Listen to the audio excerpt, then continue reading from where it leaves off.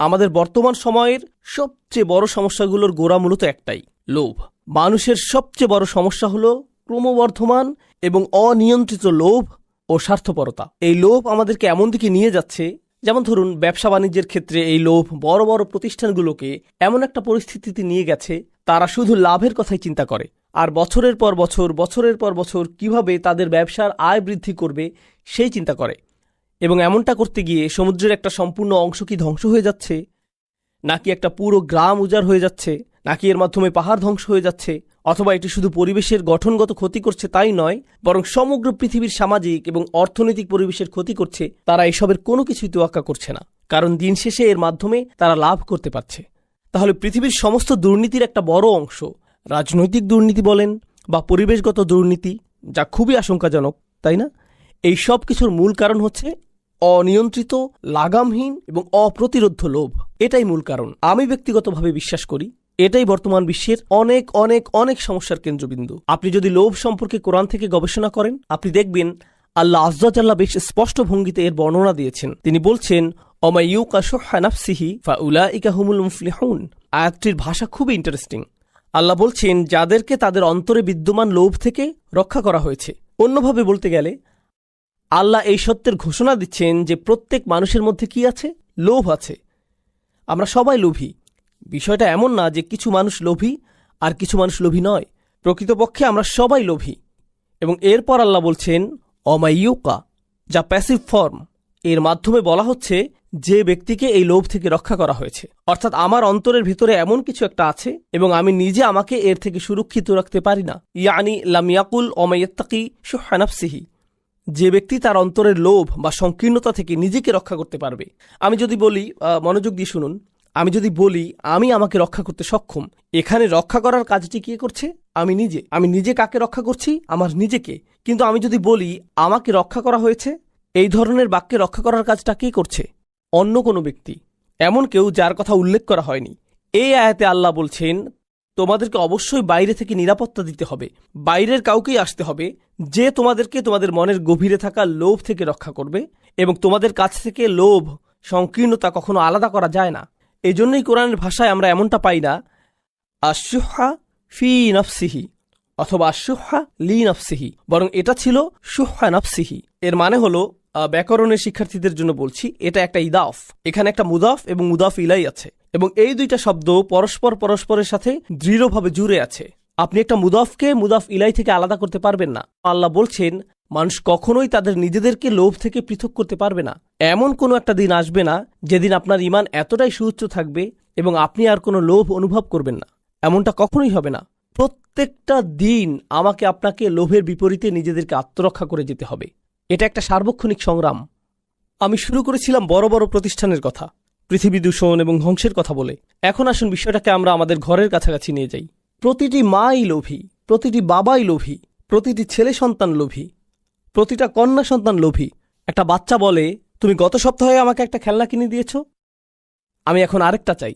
জানেন, আমার ছেলে একটা সৈনিক কিনতে চেয়েছে, আমাকে বলেছে নিনজা টার্টেলের নতুন একটা সৈনিক কিনে দিতে। ঠিক আছে, কারণ তারা তাদের পুরাতন সৈন্যগুলো পরিবর্তন করেছে। এখনকারগুলো আরো বিদঘুটে।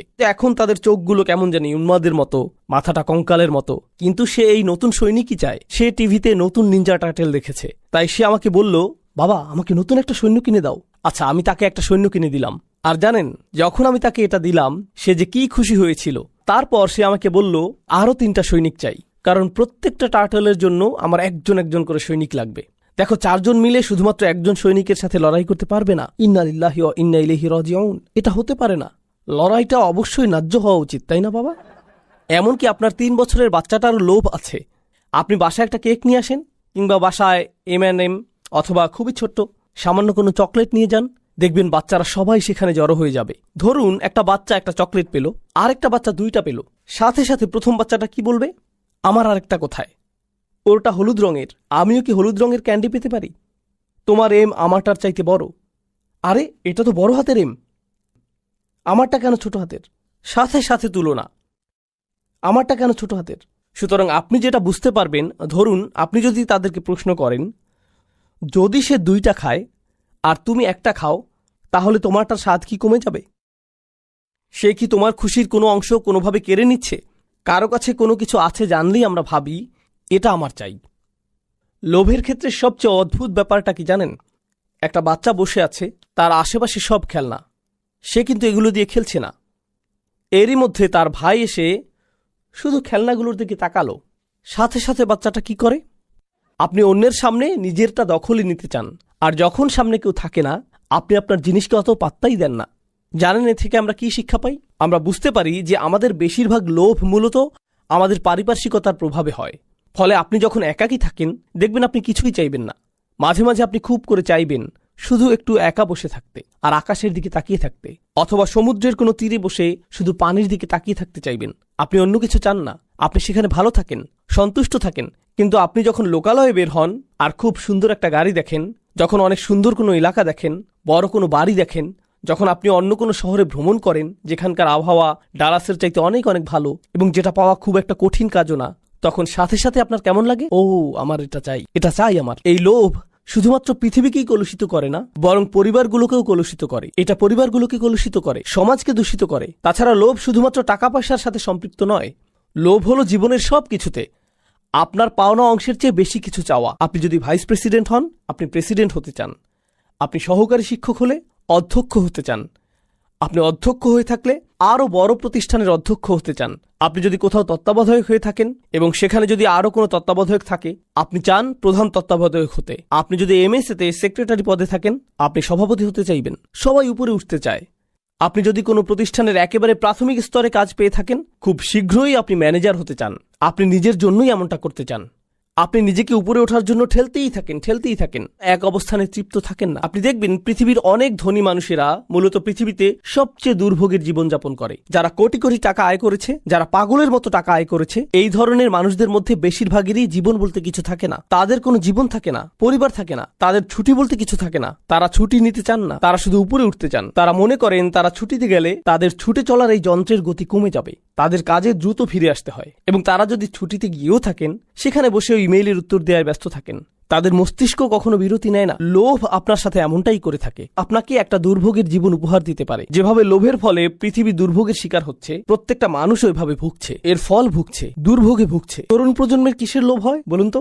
তরুণদের একটা চাহিদা হলো, দেখুন একটা সময় আমরা সবাই তরুণ ছিলাম, সেই সময়টা কোনো যুগেই পরিবর্তন হয় না। আমি বুঝি না এখন কিসের চল চলছে, আমি জানি না এগুলো, কারণ এখন আমার বয়স হয়েছে, আমি বুঝি না এসব। আমাদের মুরব্বীরাও কিন্তু আমাদেরকে বুঝেন না, তাহলে তারা কিভাবে এখনকার কিশোর আর তরুণদের বুঝবেন? তারা বুঝতে পারবেন না। আজ থেকে 15 বছর পর আপনিও ভবিষ্যতের তরুণদের বুঝতে পারবেন, এমনটা হবে না। তখন আপনার সময় পার হয়ে যাবে। কিন্তু সব যুগের তরুণদের মধ্যেই একটা জিনিস অপরিবর্তিত থাকে, আপনি লেটেস্ট জিনিসের সাথে সমান গতিতে চলতে চান। হতে পারে এটা কোনো গ্যাজেট, অথবা কোনো অ্যাপ, নতুন কোনো ডিজাইনের কাপড় হতে পারে, অথবা কোনো পরিভাষা, অথবা ধরুন নতুন কোনো সামাজিক চর্চাও হতে পারে। সেটা যাই হোক না কেন, আপনি একেবারে অত্যাধুনিকটাই চান।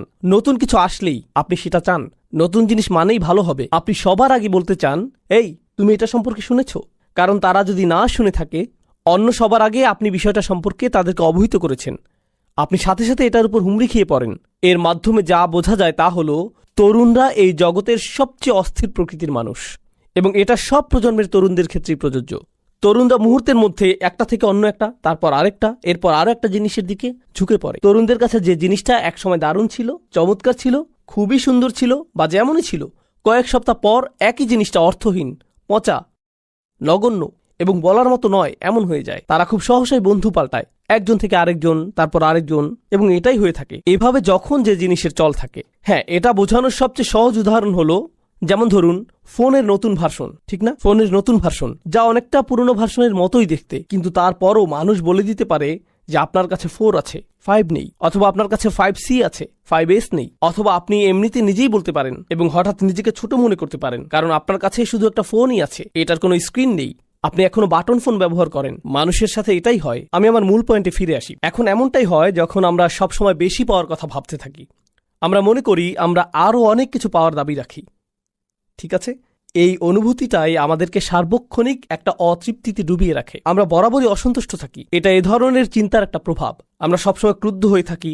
যা কিছু আপনার সামনে আসুক, আপনি এটা নিয়ে বিদ্রুপ করেন। আপনি এটা কোনো না কোনোভাবে পাশ কাটিয়ে আসেন। হয় সেটা নিয়ে হাসি তামাশা করেন, অথবা মন্তব্য করেন, ছোট কোনো অঙ্গভঙ্গি বা চাহনি দেন, বলেন হ্যাঁ আমার কি। সব কিছুর প্রতি আপনার প্রতিক্রিয়া এমনটাই হয়। এর মানে হলো জীবনকে কিভাবে উপভোগ করতে হয় সেটা আপনি জানেন না। কারণ আপনি আপনার চারপাশের সবকিছুকে অগ্রাহ্য করেছেন।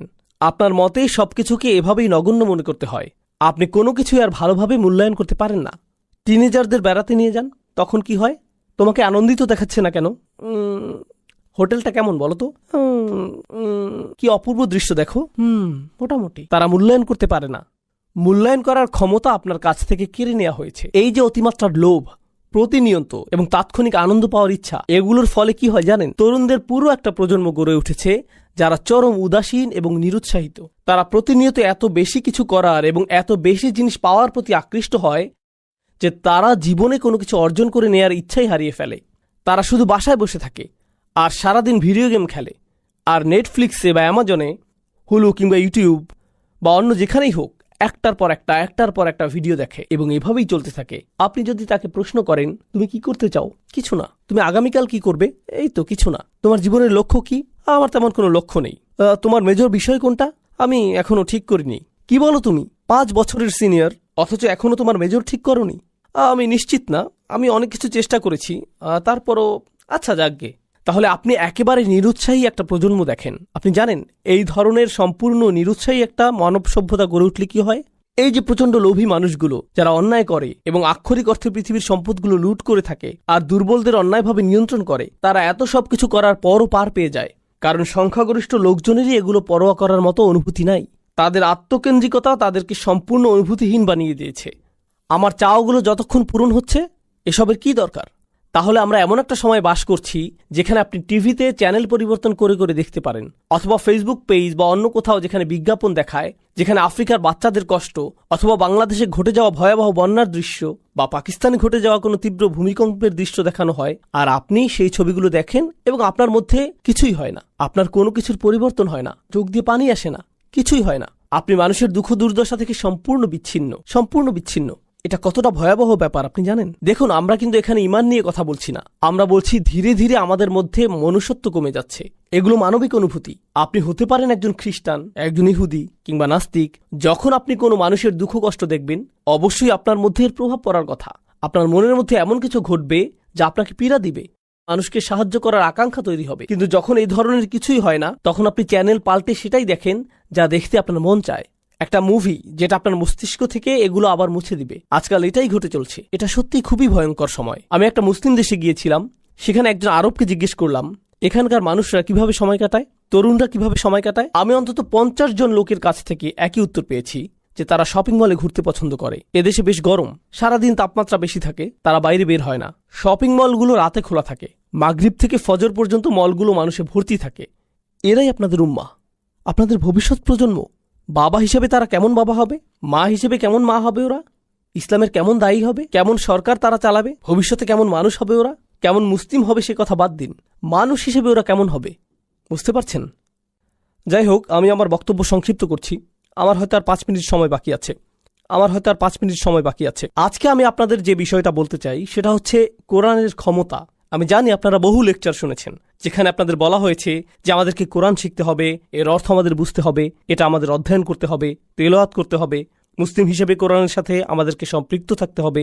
এই কথাগুলো আপনারা 1000 বার শুনেছেন। আমি আশা করছি আমি ওই আলোচনাগুলোর সাথে একটা নতুন মাত্রা যোগ করব, শুধুমাত্র একটা। আমি আমার নিজের ব্যক্তিগত অভিজ্ঞতা থেকে কিছু কথা বলছি। আমি চাই আপনারা এগুলো বোঝার চেষ্টা করুন। দেখুন, আমার জীবনে জীবন দর্শনের জ্ঞানগত সমস্যা ছিল, নৈতিক সংশয় ছিল, আবেগ অনুভূতির সমস্যা ছিল। ঠিক আছে, আমাদের সবার জীবনে কখনো না কখনো আবেগ অনুভূতির দ্বন্দ্ব থাকে। সবারই কখনো না কখনো অস্তিত্ব নিয়ে চিন্তার সংকট থাকে, জ্ঞান বিচক্ষণতার সংকট থাকে, কিংবা কোনো না কোনোভাবে আর্থিক সংকট থাকে। আমার জীবনের সেরা উপহারটা সম্ভবত আমার শিক্ষক আমাকে দিয়েছিলেন। তিনি বলেছিলেন, তুমি যখনই কোনো সমস্যায় পড়বে আল্লাহর কিতাবের কাছে সাহায্য চাও, আল্লাহর কিতাবের দিকে মনোনিবেশ করো। দেখুন, আরবি শেখার জন্য আমার অনুপ্রেরণা কিংবা তাফসীর অধ্যয়নের জন্য আমার অনুপ্রেরণা কখনোই কোরআনের জ্ঞান অর্জন করা ছিল না। জ্ঞান অর্জন করা আমার মূল উদ্দেশ্য ছিল না, এটা এখনো আমার মূল উদ্দেশ্য নয়। আমি জ্ঞান অর্জনের জন্য চিন্তিত নই, বরং আমার কাছে গুরুত্বপূর্ণ হলো এ থেকে এমন একটা সম্পদ অর্জন করা যা আমাকে প্রতিনিয়ত সুস্থ করে তুলবে। বিষয়টা এমন, আমি মনে করি কোরআন একটা কূপের মতো, আর আমি প্রায় তৃষ্ণার্ত হই। যখনই আমার তৃষ্ণা পায় আমি কোরআনের কাছে যাই, এখান থেকে তৃষ্ণা মেটাই এবং আমি ভালো বোধ করি। এটা আমাকে প্রশান্ত করে। দেখুন, আমাদের বুঝতে হবে যে কোরআন হলো আর শিফা, কোরআন হচ্ছে শিফা। এটা মানুষকে সুস্থ করে তোলে। অনেকেই মনে করেন এই তো আমি কোরআনের অর্থ পড়ছি, আমি অনেক কিছু বুঝতে পারছি, আমি অনেক বিষয় শিখছি, আমি কিছুটা আরবি ভাষাও শিখছি, খুবই ভালো কথা। দেখুন, আমি শেখার পক্ষের বড় একজন সমর্থক হিসেবে বলছি, শেখাটা মূল লক্ষ্য নয়। শেখা হলো আপনি কিভাবে পানির আধার থেকে পানি তুলবেন, শুধুমাত্র সেটা জানা। বিষয়টা অনেকটা এরকম, আমি পুষ্টিকর খাবার সম্পর্কে সবকিছু শিখেছি, কিন্তু আপনি পুষ্টিকর খাবার খান না, তাহলে এগুলো শিখে কি লাভ? আমি সঠিক খাদ্যাভ্যাস, ভালো ব্যায়াম সম্পর্কে জেনেছি, আমি জানি কোন কোন ব্যায়ামগুলো করা উচিত, কখন করা উচিত, এগুলো সব আমি জানি, কিন্তু আপনি এগুলোর একটাও করেন না। আমি গাড়ি সম্পর্কে সবকিছু জানি কখন গাড়ির তেল পরিবর্তন করতে হয়, গাড়ির কোনো কিছুর সংযোগ ছুটে গেলে কিভাবে ঠিক করতে হয়, কিন্তু আপনি নিজের গাড়ির যত্ন নেন না। কি করছেন আপনি? আপনি কেন এগুলো শিখেছেন? এই জ্ঞান আপনাকে সাহায্য করার কথা ছিল, তাই না? আমি যে বিষয়টা প্রমাণ করতে চাইছি, বেশিরভাগ সময় আমরা জোর দিয়ে বলতে থাকি আমাদের জানতে হবে, শিখতে হবে, কিন্তু আমরা এই কথাটাতে জোর দেই না যে আমাদের এটা ধারণ করতে হবে। জানা আর ধারণ করা একই কথা নয়, তাই না? মুসলমানেরা কোরআন সম্পর্কে অনেক কিছু জানার পরেও অমুসলিমদের মতো ঠিক ততটাই ক্ষতিগ্রস্ত, ভোগবাদী এবং ততটাই লোভী হতে পারে। পার্থক্য শুধু এটুকুই যে তারা কোরআন সম্পর্কে জানে, অন্য কোনো পার্থক্য নেই। আর যখন মানুষ পথভ্রষ্ট হয়, এই কিতাব তাদেরকে আবার সঠিক পথে আনে। এবং এরপর কি হয় বলুন তো? পরবর্তীতে তারা আবারও বিপথে যায়, আর এই কিতাবটা আবার তাদেরকে সঠিক পথে আনে। তারপর আবার তারা বিপথে যায়, আবার এটা তাদের সঠিক পথে আনে। ইন্না হাদাল কুরআনা ইয়াহদি লিল্লাতি হিয়া আকওয়াম। নিশ্চয়ই এই কোরআন এমন একটি পথ দেখায় যা অধিক সরল ও সঠিক। অধিক সরল সঠিক মানে হলো, ধরুন আপনি এই পথে যাচ্ছেন, এটা আপনাকে আবার সোজা পথে নিয়ে আসবে। ওয়ায়ুবাশশিরুল মুমিনিনা আল্লাযীনা ইয়ামালুনাস সলিহাত। এবং এটা নেক আমলকারী ঈমানদারদের সুসংবাদ দেয়। আল্লাহ এই বাস্তবতার স্বীকৃতি দিচ্ছেন যে আপনি আমি অনেক ভুল করি, যা আমাদেরকে দুঃখ দুর্দশায় ফেলে, কিন্তু আল্লাহ আয্যা ওয়া জাল্লা আমাদেরকে ওয়াদা করেছেন, যদি তুমি এই কিতাবের সাথে একটা সত্যিকারের সম্পর্ক গড়ে তুলতে পারো, তাহলে তুমি সফল হবেই। দেখুন, আমি আপনাদের নিশ্চয়তা দিয়ে বলছি, এই কিতাব শেখার পেছনে আপনাদের উদ্দেশ্য হয় এর মাধ্যমে নিজেকে পরিশুদ্ধ করে তোলা। দেখবেন আপনি এটা শেখার জন্য আল্লাহ এমন সব সম্ভাবনার দুয়ার খুলে দিবেন যা আপনি কখনো কল্পনা করেননি। আরবি শেখা আপনার কাছে এক টুকরো কেক খাওয়ার মতো সহজ মনে হবে। তাফসীর অধ্যয়ন করা আপনার জন্য একেবারে সহজ হয়ে যাবে। কেন বলুন তো? এই জন্য নয় যে আপনি জ্ঞান অর্জন করতে চান, বরং এর কারণ হলো আপনি আল্লাহর কথার মাধ্যমে নিজেকে পরিশুদ্ধ করতে চান। আপনি চান আল্লাহর কথাগুলো আপনার অন্তরে প্রবেশ করুক। কদ জাআতকুম মাউইযাতুম মির রাব্বিকুম ওয়া শিফাউল লিমা ফিস সুদূর ওয়া হুদান ওয়া রাহমা। তোমাদের জন্য তোমাদের রবের পক্ষ থেকে এসেছে উপদেশ, এটি চিকিৎসা, এটি নিরাময়কারী হিসেবে তোমাদের জন্য এসেছে। সুবহানাল্লাহ। আজ আমি আপনাদেরকে মূলত এই কথাটাই বলতে এসেছি।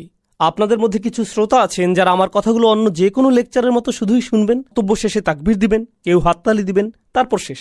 কিন্তু আমি আশা করছি আপনাদের মধ্যে কেউ কেউ আমার কথাগুলো অন্তরে গেঁথে নিবেন। আপনার সাথে কোরআনের সম্পর্ক আমি তৈরি করে দিতে পারবো না। এই কাজে একমাত্র যিনি আপনাকে সাহায্য করতে পারবেন তিনি হলেন আল্লাহ।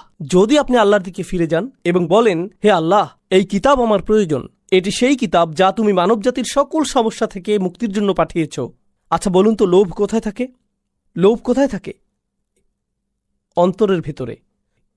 সুতরাং পৃথিবীর যত সমস্যা রয়েছে আপনি কখনো এগুলোকে পুরোপুরি দূর করতে পারবেন না, কারণ আপনি কখনো লোভকে হত্যা করতে পারবেন না, যেহেতু এটা অন্তরের একটা অংশ। কিন্তু জানেন, আমরা একে প্রশমিত করতে পারি। এজন্য আল্লাহ বলছেন, মনে আছে শুরুতে কি বলেছিলাম? আমাদেরকে বাইরে থেকে আমাদের অন্তরকে সুরক্ষা দিতে হবে। আর সেই সুরক্ষাটা কি? এটা হলো আল্লাহর বাণী। আল্লাহর কথাগুলো যখন আপনার অন্তরে প্রবেশ করে, আপনার অন্তরটা তখন অধিক শক্তিশালী হয়। আপনি তখন আপনার আকাঙ্ক্ষাগুলো সংযত রাখতে পারেন, আসক্তিগুলোকে নিয়ন্ত্রণ করতে পারেন। এটা কতটা দুঃখজনক যে এখন কত তরুণ পর্নোগ্রাফিতে আসক্ত। এটা একটা বাস্তবতা। আমি কত তরুণের সাথে কথা বলেছি, তারা আমাকে বলেছে এটা তো সাধারণ ব্যাপার, আপনি আমাকে কি করতে বলছেন? তাদের অন্তরগুলো এতটাই মৃত হয়ে গিয়েছে, তারা বলছে এটা সাধারণ বিষয়। এটা একটা স্পষ্ট চিহ্ন যে অন্তরটা মরে গেছে। কিভাবে আল্লাহর কথা সে অন্তরে প্রবেশ করবে? আমরা একটু চিন্তা করি। এই যে চোখ দুটো আল্লাহ আমাদেরকে দান করেছেন, আপনি যখন ওইসব বাজে ছবি দেখেন, এই চোখগুলোর অপব্যবহার করবেন, কিভাবে একই চোখ দুটো আল্লাহর জন্য অশ্রু ছড়াবে? একই চোখ দুটো দিয়ে কি এটা করা সম্ভব? এই যে জিহ্বা আল্লাহ আপনাকে দিয়েছেন, এর মাধ্যমে আপনি আল্লাহর কথাগুলো তেলাওয়াত করতে পারেন, অথচ আপনি আপনার সারাদিন অতিবাহিত করেন গালিগালাজ আর মন্দ কথা বলে। এই হাত দুটো আপনি আল্লাহর সামনে তুলেন এবং রাখেন যাতে আপনি আল্লাহর সামনে দাঁড়াতে পারেন। এই একই হাতগুলো আপনি ব্যবহার করেন অভদ্র অঙ্গভঙ্গি করতে বা অন্যায় কাজ করতে। এই একই হাত। আমরা কিভাবে আমাদের নিজেদের ব্যাপারে সচেতন হব? আল্লাহ বলছেন, ওয়ালা তাকুনু কাল্লাযীনা নাসুল্লাহা ফাআনসাহুম আনফুসাহুম। তোমরা তাদের মতো হয়ো না যারা আল্লাহকে ভুলে গিয়েছিল, আর আল্লাহকে ভুলে যাওয়ার ফলে আল্লাহ তাদেরকে নিজেদের ব্যাপারে ভুলেই দিয়েছেন। আপনি এমনকি জানবেনও না যে আপনি কেমন। আপনি আল্লাহর একজন সম্মানিত সৃষ্টি, কিন্তু এই লোভের কারণে আপনি একটা পশুর চেয়েও অধম হয়ে গিয়েছেন। দয়া করে নিজেকে বাঁচান, নিজেকে বাঁচান। আমি আপনাকে বাঁচাতে পারবো না। আপনাকে বাঁচানোর চেষ্টা আপনার নিজেকেই করতে হবে। আল্লাহি যত ছবি এগুলো প্রচারের জন্য যত বিজ্ঞাপন এবং এর সংশ্লিষ্ট যত কিছু আছে, যারা আমাদেরকে পশুর স্তরে নামিয়ে নিতে সদা তৎপর, তারা খুবই শক্তিশালী। প্রচুর টাকা ব্যয় করা হয় বাচ্চাদের মধ্যে যৌনতা ছড়িয়ে দেওয়ার জন্য। এই কাজে প্রচুর টাকা ব্যয় করা হয় অশ্লীলতাকে স্বাভাবিকীকরণ করতে, এগুলো উদযাপন করতে এবং নীতি নৈতিকতাকে নতুন করে সংজ্ঞা